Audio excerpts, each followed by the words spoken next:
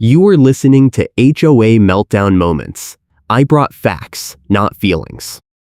I work as a home warranty claims rep, which means I read fine print for a living, and I can spot a bad faith denial from 3 blocks away. So when I moved to Fort Collins, Colorado, I figured the Parkside Property Owners Association would be manageable. The neighborhood looked calm, quiet streets, mailbox cluster where people chatted, decent curb appeal. I bought a small house with a backyard that backed up to open space, and the first summer went fine. Then my fence started rotting out, and that is when I met Martha Collins, the HOA records custodian, who turned a simple repair into a 15-round cage match. She showed up the morning my contractor pulled into the driveway, and before he even opened his toolbox, she was screaming that his truck was commercial activity and she would have it towed if he did not move it immediately. I was hosting a family reunion in 3 weeks, and I needed that fence done, but Martha had other plans. She smiled at me, pulled out her phone, and said, "Smile. I am documenting this for the file." That was the first time I heard her catchphrase, and it would not be the last. My contractor, Rick, was a solid guy who had another job tomorrow, and if today collapsed, I would lose my spot on his schedule. He looked at Martha, then looked at me, and said, "I am parked on the street, not blocking anything. Is this going to be a problem?" Martha stepped closer, held up her phone, and said, "Smile. I am documenting this for the file." Then she turned to me and said, "I can fine you daily until you give up and you cry." Her voice was cheerful, like she was offering me lemonade. I felt my stomach drop because I knew exactly what she was doing. The Parkside Property Owners Association had a reputation for weaponizing architectural committee rules to stall projects until deadlines collapsed, and Martha was the gatekeeper for all the paperwork. If she wanted to bury me, she could. I told Rick to hold tight, and I walked over to Martha with my phone out. I said, "What rule says he cannot park here?" She smiled wider and said, "Commercial vehicles require board approval, and you did not submit an application." I said, "He is parked on a public street, not association property." She said, "He is conducting business on association property, and that requires a permit." I said, "Show me the rule." She said, "It is in the architectural guidelines, and you can request a copy for $25 and wait 5 business days." I laughed because I had already downloaded the guidelines from the portal 2 weeks ago, and there was no such rule. But I did not tell her that yet. Martha pulled out her signature detail, a bright orange stamp she used to mark photos as non-compliant. She stamped one of my fence photos right there on the hood of Rick's truck and handed it to me. She said, "This is your official notice. You have 72 hours to submit a complete application with elevations, materials list, and neighbor sign-offs, or you will be fined $200 per day." I looked at the photo, and the stamp covered half my fence. I said, "I already submitted an application 3 weeks ago." She said, "I have no record of it." I pulled out my phone and showed her the email confirmation with the timestamp. She glanced at it, shrugged, and said, "The portal had an outage last month. Your submission was likely lost. You will need to resubmit." I said, "I have proof I sent it." She said, "Proof does not matter if the system did not receive it." Then she turned and walked back to her car, leaving me standing there with Rick staring at me like I had just wasted his morning. I told him to start unloading his tools anyway, because I was not giving up that easy. Rick started pulling out his level, tape measure, and post hole digger. Martha was still sitting in her car at the curb, watching us. I figured she was waiting to see if I would defy her, and I was right. The moment Rick set up his string line between the first 2 survey stakes, Martha got out of her car and marched back over. She said, "Stop work immediately. You do not have approval." I said, "I have approval. I submitted it 3 weeks ago." She said, "You have no approval on file, which means you are in violation." Rick looked at me and said, "Man, I do not need this drama. I have another job tomorrow. If this is going to turn into a circus, I am out." I felt the time pressure crushing me because my family reunion was in 3 weeks, and if Rick walked, I would have to find another contractor and start over. I said, "Give me 1 hour. I will get this sorted." Rick nodded, but he did not look convinced. Martha smiled and said, "Smile, I am documenting this for the file." Then she took a photo of Rick's truck, another photo of the string line, and another photo of me standing there looking furious. I went inside and called the HOA management company. The woman on the phone said my application was in the system and had been approved 2 weeks ago. I asked her to send me the approval email, and she did, right there on the call. I walked back outside and showed Martha the email on my phone. She looked at it, frowned, and said, "This is not an official approval. Official approvals are mailed on association letterhead." I said the email came from the management company. She said the management company does not have authority to approve architectural changes. Only the board does. I said, "The board delegated that authority to the management company." She said, "Show me the delegation resolution." I did not have it because I had never needed it before. Martha smiled and said, "Until you provide the delegation resolution, the email is meaningless." Then she pulled out her phone and started typing. 30 seconds later, my phone buzzed. She had sent an email blast to the entire neighborhood group chat, framing me as the one resident who refuses community standards. The subject line said, "Unapproved construction in progress," and the body text said I was ignoring HOA rules and putting property values at risk. I felt my face go hot because half the neighborhood was on that chat, and now they all thought I was the problem. Rick was standing by his truck with his arms crossed, and I could tell he was about to bail. I said, "Hold on. I am going to fix this." He said, "You have got 30 minutes, and then I am gone." I called my neighbor Sam, who was a renter advocate and knew how to file complaints. I explained what was happening, and Sam said, "Martha pulls this garbage all the time. She stalls people until they give up or pay her off. You need to document everything and file a formal complaint with the board." I said, "The board is going to back her."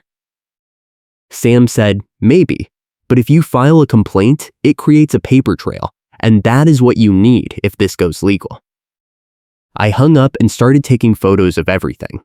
The email approval, the timestamp, the string line, the survey stakes, Rick's truck parked legally on the street, and Martha sitting in her car watching us. Then I noticed something. Martha had her window down, and she was on her phone. I turned on my voice recorder app and walked over. I said, "Martha, can you clarify the rule you are citing?" She looked up and said, "Architectural Guidelines, Section 4, Subsection B." I said, "I have the guidelines right here, and there is no subsection B." She said, "You have an outdated version." I said, "I downloaded it from the portal 2 weeks ago." She said, "The portal version is not current." I said, "Where is the current version?" She said, "You can request it in writing and pay the $25 records fee." I said, "You are charging me to see the rules I am supposed to follow?" She said, "That is correct." Then she smiled and said, "I can fine you daily until you give up and you cry." I had her. She had just repeated the exact same threat on my recording, and I had it timestamped. I did not say anything. I just nodded, walked back to Rick, and said, "Start digging." He looked at me like I was insane, but he grabbed his post hole digger and started working. Martha got out of her car and yelled, "I am issuing a stop work order right now. You will be fined $200 per day starting today." I ignored her and helped Rick set the first post. Martha pulled out her phone and made a call.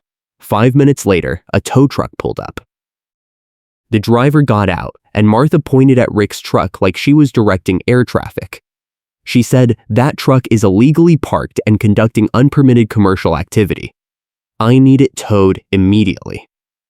The driver looked at Rick's truck, then looked at the street and said, It is parked legally. I cannot tow it. Martha said, I am the HOA records custodian and I am authorizing the tow. The driver said, lady, I do not care what you are. If the truck is not blocking traffic or parked illegally, I am not towing it. He got back in his tow truck and left. Martha's face went red.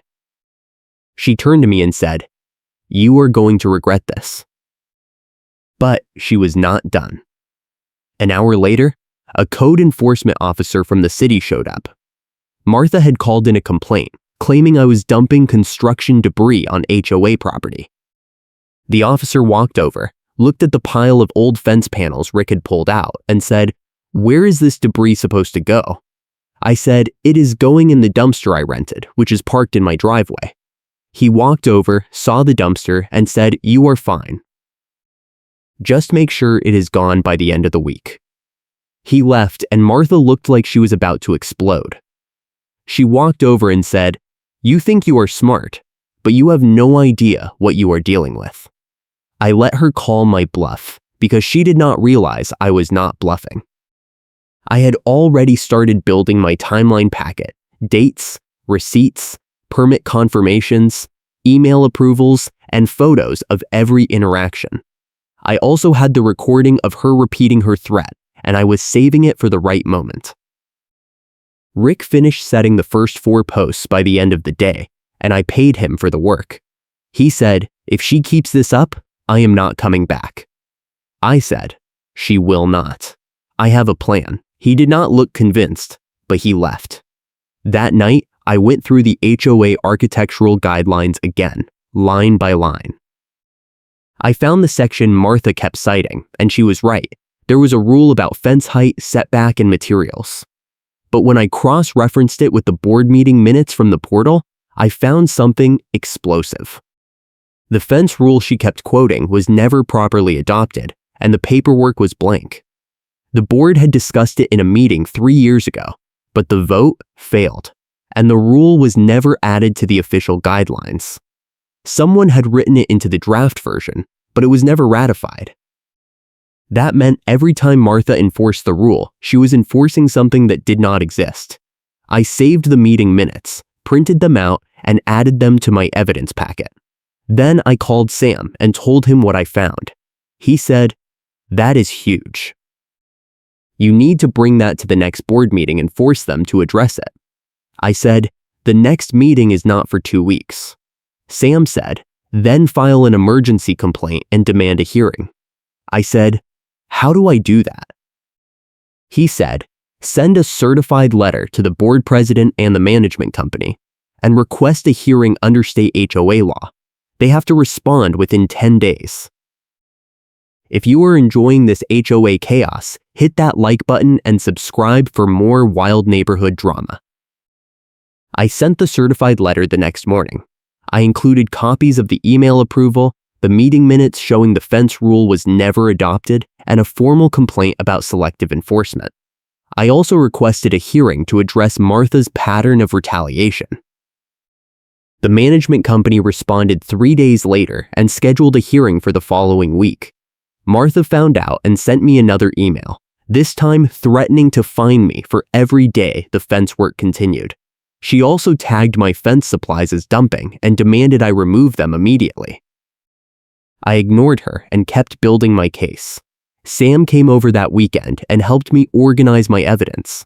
He said, you need to show that she is not just enforcing the rules. She is making them up as she goes, and she is targeting you because you called her out. I said, I have the recording of her threatening me twice. He said, that is good, but you need more. You need to show a pattern. I asked around the neighborhood, and I found 2 other homeowners who had been hit with the same treatment. One guy had tried to replace his driveway, and Martha had delayed him for 6 months with made-up permit requirements. Another woman had tried to paint her front door, and Martha had forced her to repaint it 3 times because the color was not on the approved list, even though there was no approved list. Both of them agreed to write statements, and I added those to my evidence packet. The day of the hearing arrived, and I showed up at the clubhouse with my evidence packet, my recording, and Sam as my witness. The board president, a retired guy named Doug, was there, along with 3 other board members and Martha. Doug opened the meeting and said, "We are here to address a complaint filed by the homeowner regarding architectural approval and enforcement procedures." He asked me to present my case. I started with the timeline. I submitted my application 3 weeks before work started. The management company approved it, and Martha refused to recognize the approval. I showed the email confirmation, the approval from the management company, and the delegation resolution that gave the management company authority to approve changes. Doug looked at Martha and said, "Do you have a record of his application?" Martha said, "The portal had an outage. His submission was lost." I said, "I have proof I submitted it, and the management company has proof they approved it." Doug said, "That should be sufficient." Martha said, "The approval was not issued on official letterhead, so it is invalid." I said, "The rules do not require letterhead. They require board approval, and the board delegated that authority to the management company." Doug looked uncomfortable, and I could tell he did not want to deal with this. Then I pulled out the meeting minutes. I said, "I also found something interesting. The fence rule Martha has been enforcing was never properly adopted by the board." I handed Doug the minutes from the meeting 3 years ago, and I showed him the section where the vote failed. I said, "This rule does not exist. Martha has been enforcing a draft rule that was never ratified." Doug read the minutes, and his face went pale. He looked at Martha and said, "Is this true?" Martha said, "The rule was adopted by consensus." Doug said, "There is no record of a vote." Martha said, "It was an informal adoption." Doug said, "We do not do informal adoptions. If there is no vote, there is no rule." Martha's face went red, and she said, "This is a procedural issue, and it does not change the fact that his fence does not meet community standards." I said, "What standards?" "The rule you are citing does not exist." Doug said, "We need to table this and review the guidelines." I said, "No. I need a decision today because my contractor has been waiting for a week and I have a family event in 2 weeks." Doug looked at the other board members, and one of them said, "If the rule was never adopted, we cannot enforce it." Doug sighed and said, "The complaint is upheld.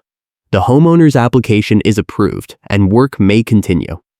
Martha stood up and said, "This is outrageous. You are setting a precedent that will destroy this community." Doug said, "The meeting is adjourned." I thought that was the end of it, but Martha was not finished. 2 days later, I got a notice from the county saying someone had filed a complaint that my fence was encroaching on the HOA common area. The county sent an inspector out, and I had to provide a survey to prove my fence was on my property. I had already ordered a survey when I started the project, so I had it ready. The inspector looked at the survey, looked at the fence line, and said, "You are fine. Your fence is 6 inches inside your property line." He left, and I knew Martha had filed the complaint because she was the only one who had been obsessing over my fence. I called Sam and told him what happened. He said, "She is retaliating. You need to file another complaint with the board." I said, "The board just ruled in my favor. They are not going to do anything." Sam said, "Then you need to go higher. File a complaint with the state HOA office and request a management audit." I said, "What is that?" He said, "The state can audit the HOA records and financials if there are complaints about selective enforcement or misuse of funds. If Martha has been running her own little fiefdom, an audit will expose it." I filed the complaint with the state, and I requested a management audit that would expose the pattern. I included my evidence packet, the witness statements from the other homeowners, and the county inspector's report showing the false complaint.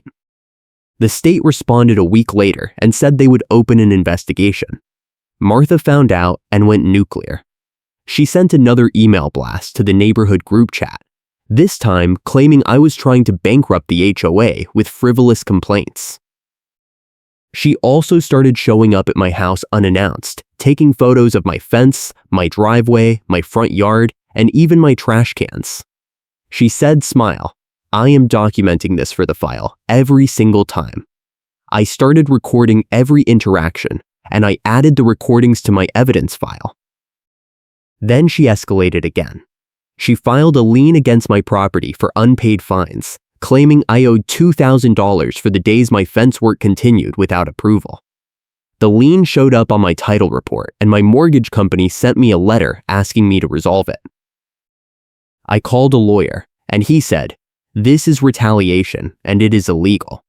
You need to challenge the lien and file a counterclaim for harassment." I said, "How much will that cost?" He said, "A few $1,000s. But you will probably win." I said, "I am not paying a few $1,000s to fight a bogus lien." He said, "Then you need to resolve it with the HOA directly, and if they refuse, you will have to take it to court." I called the management company and demanded they remove the lien. The manager said, "The lien was filed by the records custodian under her authority. We cannot remove it without board approval." I said, "The board already ruled in my favor. The fines are invalid." The manager said, "I understand, but the lien is a separate process, and you will need to address it at the next board meeting." I said, "The next meeting is 3 weeks away." The manager said, "I am sorry, but that is the process." I hung up and called Sam. He said, "This is exactly why you need the audit.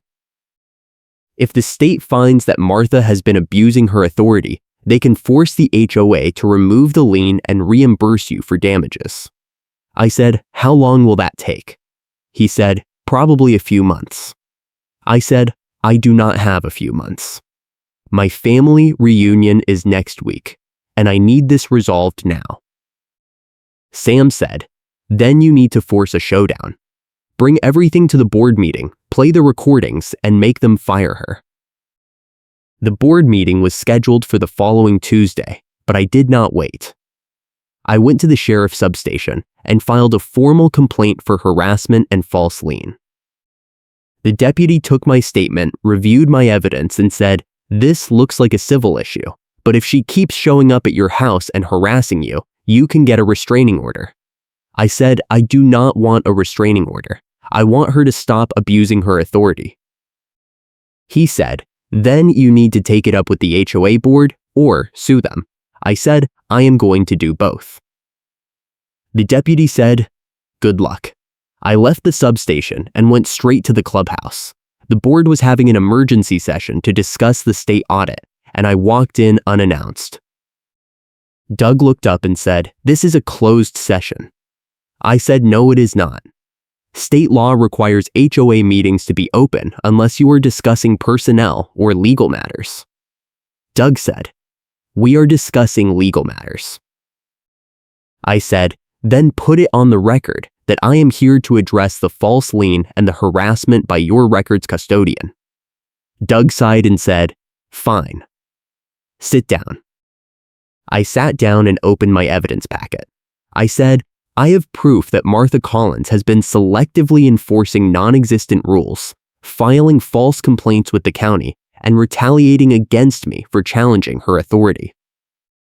I have recordings of her threatening to fine me daily until I give up and cry. I have witness statements from other homeowners who have been subjected to the same treatment. I have meeting minutes showing the fence rule she enforced was never adopted. And I have a timeline showing that every action she has taken has been designed to stall and harass me." Doug said, "We have already ruled in your favor." I said, "Then remove the lien." Doug said, "The lien is a separate issue." I said, "No, it is not. The lien is retaliation, and it is illegal." Martha stood up and said, "I filed the lien under my authority as records custodian, and it is valid." I said, "Show me the board resolution that authorizes you to file liens." She did not say anything. I said, You cannot, because there is no resolution. You filed the lien without authority, and that is fraud. Doug looked at Martha and said, "Did you have board approval to file the lien?" Martha said, "I do not need board approval. I have authority under the bylaws." I said, "Show me the bylaw." She pulled out a copy of the bylaws and pointed to a section. I read it, and it said the records custodian has authority to maintain records and issue fines for delinquent accounts. I said, "I do not have a delinquent account. The fines you issued were invalid, which means the lien is invalid." Doug said, "We need to consult with our attorney." I said, "No. You need to remove the lien today, or I am filing a lawsuit for harassment, fraud, and abuse of authority." Then I played my trump card. I pulled out my phone and played the recording on speaker outside the clubhouse so neighbors who had gathered to watch could hear it in real time. Martha's voice came through clear as day. "I can fine you daily until you give up and you cry." Then it repeated, "I can fine you daily until you give up and you cry." The neighbors started murmuring, and someone said, "Is that legal?" I said, "No, it is not. It is extortion." Doug looked at Martha and said, "Is this your voice?" Martha said, "That recording is out of context." I said, "The context is that you threatened me twice, and I have it on tape." Doug said, "This is a serious allegation."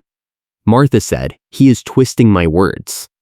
I said, "Then explain what you meant." She did not say anything. Doug looked at the other board members, and one of them said, "We need to address this immediately." Doug said, "I agree. Martha, you are suspended from your position pending an investigation." Martha's face went white. She said, "You cannot do that." Doug said, "Yes, I can. The board has authority to suspend officers for misconduct." Martha said, "This is outrageous. I am going to file a complaint." Doug said, "You are free to do that, but as of right now, you are suspended, and you are to surrender all HOA records, keys, and portal access immediately." Martha stood there for a moment, and I could see her calculating whether to fight or retreat. Then she turned and walked out. The neighbors outside started clapping, and someone said, "About time." Doug looked at me and said, "The lien will be removed, and we will issue a formal apology." I said, "I also want reimbursement for the survey and the lawyer consultation." Doug said, "We will discuss it with the board." I said, "No, I want it in writing today." Doug sighed and said, "Fine, we will draft a letter." I said, "Good. And one more thing. I want the state audit to continue because I want to know if there are any other issues with the records." Doug said, "That is up to the state." I said, "Then I will make sure they know to dig deep." I walked out of the clubhouse with my evidence packet, and Sam was waiting outside. He said, "How did it go?" I said, "She is done." He said, "What happened?" I said, "I played the recording, and the board suspended her." Sam said, "That is amazing." I said, "It is not over yet. The state audit is going to expose everything." The state audit took 2 months, but when the results came out, they were explosive. The auditors found an invoice trail showing suspicious kickbacks to an HOA vendor, and Martha's name was all over it. She had been approving invoices for landscaping, maintenance, and repairs at inflated rates, and the vendor had been kicking back a percentage to her in the form of gift cards and cash payments. The total was over $15,000. The state referred the case to the district attorney, and Martha was charged with embezzlement and fraud. The HOA board was forced to resign, and a new board was elected. The new board removed the lien, reimbursed me for my expenses, and issued a formal apology. They also updated the architectural guidelines to remove the unadopted fence rule and clarify the approval process. The management company was replaced, and the new company implemented a transparent portal system where all applications, approvals, and fines were tracked and visible to homeowners. The Parkside Property Owners Association stopped selective enforcement after complaints piled up, and the neighborhood finally had some accountability. Martha lost her position, and she got stripped of access to the portal admin tools. She tried to appeal, but the board refused to reinstate her, and she eventually moved out of the neighborhood. I finished my fence 2 days before the family reunion, and it looked perfect. Rick came back and finished the work without any more drama, and I paid him with a nice bonus for putting up with the chaos. My family came into town, and we had the reunion in the backyard with the new fence standing tall. My cousin asked me what happened with the HOA, and I told him the whole story. He said, "You should write this down." I said, "Maybe I will." The neighborhood is different now. People are not afraid to challenge the board, and the new management company actually responds to emails. The mailbox cluster is still the unofficial courtroom, but now it is a place where people share information and hold the board accountable. I still see Martha's name on the neighborhood email list, but she does not post anymore. I heard she is selling her house and moving to a different state, and honestly, I am fine with that. I learned a lot from this fight. I learned that HOAs are only as good as the people running them, and if you do not push back against abuse, it will only get worse. I also learned that documentation is everything. Without the recordings, the timeline, the witness statements, and the audit, I would have lost. But I had the evidence, and I used it, and in the end, justice won. The state audit report was made public, and it showed that Martha had not only abused her authority with me, but with dozens of other homeowners over the years. The pattern was clear. She would target people who challenged her, stall their projects with made-up rules, and then fine them until they gave up or paid her off. The vendor kickback scheme was the icing on the cake, and it proved that her abuse was not just personal, it was financial. The new board issued refunds to everyone who had been wrongfully fined, and they sent out a letter apologizing for the years of selective enforcement. The neighborhood finally felt like a community again, and people started attending board meetings to make sure the new leadership stayed accountable. I still live in Fort Collins, and I still love this neighborhood, but I will never take HOA rules at face value again. If something does not sound right, I check the bylaws, I check the meeting minutes, and I document everything. And if anyone ever tries to pull what Martha did, I will be ready. Thanks for watching, and I will catch you in the next one.